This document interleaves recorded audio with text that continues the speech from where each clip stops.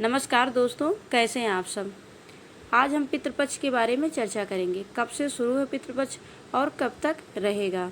पितृपक्ष के दौरान हमको क्या क्या नहीं करना चाहिए और क्या नहीं खाना है और क्या हम लोग को ज़रूर खाना है पितृपक्ष के दौरान, इन सब बारे में विस्तार से बात करेंगे।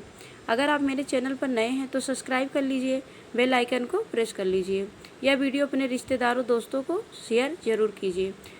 पूर्णिमा तिथि से श्राद्ध शुरू हो रही है। 29 सितंबर से लेकर 2023 में 29 सितंबर से लेकर 14 अक्टूबर तक पितृपक्ष रहेगा। 15 दिन का समय है। सनातनी शास्त्रों में मान्यता है कि इन 15 दिनों में वर्षा ऋतु के बाद भगवान यमराज पितरों को कुछ समय देते हैं और वह पितृलोक से चलकर आते हैं मृत्यु लोग अपने वंशजों के पास में, मतलब कि हम सबके पास में हमारे पितृलोग आते हैं। बहुत प्रकार का रूप बनाकर आते हैं, पक्षी इत्यादि रूप बनाकर आते हैं। इसलिए इन दिनों में कौवे को भी कुछ खिलाया जाता है, गाय को भी कुछ खिलाया जाता है और चींटियों को भी कुछ खिलाया जाता है। तो अब जान लेते हैं क्या क्या सावधानी रखनी चाहिए इन दिनों में। ये चीज़ बहुत विशेष है। अगर आप लोग चाहते हैं कि हमारे देवताओं का, हमारे पितरों का हमारे ऊपर कृपा बनी रहे, तो उसके लिए यह भी ज़रूरी है कि हमारा व्यवहार भी वैसा ही बना रहे। 15 दिन में मर्यादित जीवन जीना चाहिए। ये जो श्राद्ध काल होता है 15 दिन का, मर्यादित जीवन हम लोग को जीना चाहिए। मर्यादित जीवन मतलब घर में ज़्यादा क्रोध क्लेश ना हो, मांस वगैरह का आहार ना हो, लहसुन प्याज ना खाएं, इन सब चीज़ों से बचना चाहिए। क्योंकि हर दिन पितृलोग आशा रखते हैं कि हमें कुछ ना कुछ खाने को देंगे।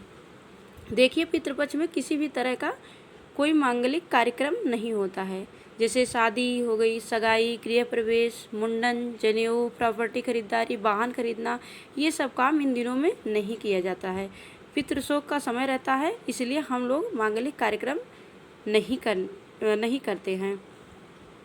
और इन दिनों में शेविंग, नाखून, बाल ये सब भी नहीं कटवाना चाहिए और शरीर पर तेल भी नहीं लगाना चाहिए। मान्यता तो यह है कि साबुन शैम्पू का भी प्रयोग नहीं करना चाहिए, खास करके जिस दिन श्राद्ध में हमारे घर का किसी का हो तो गलती से भी उस दिन प्रयोग नहीं करना चाहिए। शेविंग करना, बाल कटवाना, नाखून काटना ये पूरी तरह से वर्जित है पूरे 15 दिन के लिए। जीव को साल में 2 बार श्राद्ध अवश्य करना चाहिए। एक तो उस तिथि पर करना चाहिए जिस तिथि पर शरीर शांत हुआ यानी देहांत हुआ है, उस तिथि पर करना चाहिए। और दूसरा, जब श्राद्ध पक्ष आए तो उसमें जो तिथि आए उसमें भी श्राद्ध अवश्य करना चाहिए।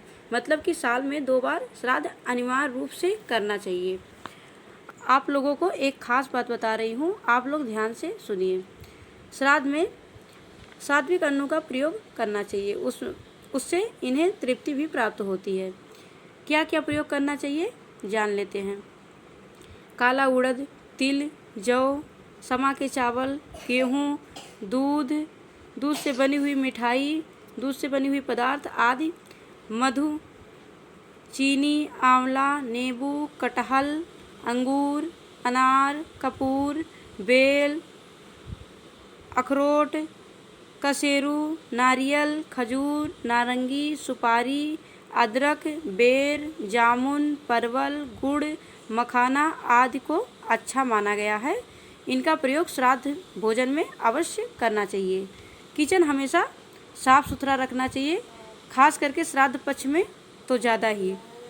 इसके बाद सुनिए जिसका प्रयोग हमें नहीं करना है पितृपक्ष में।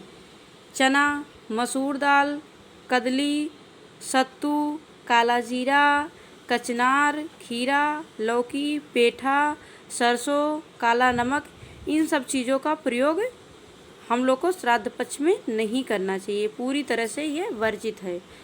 और सबसे लास्ट में बता देती हूँ, श्राद्ध पक्ष में बासी भोजन तो कदापि ना खाएं, वो खाना ही नहीं है बासी भोजन।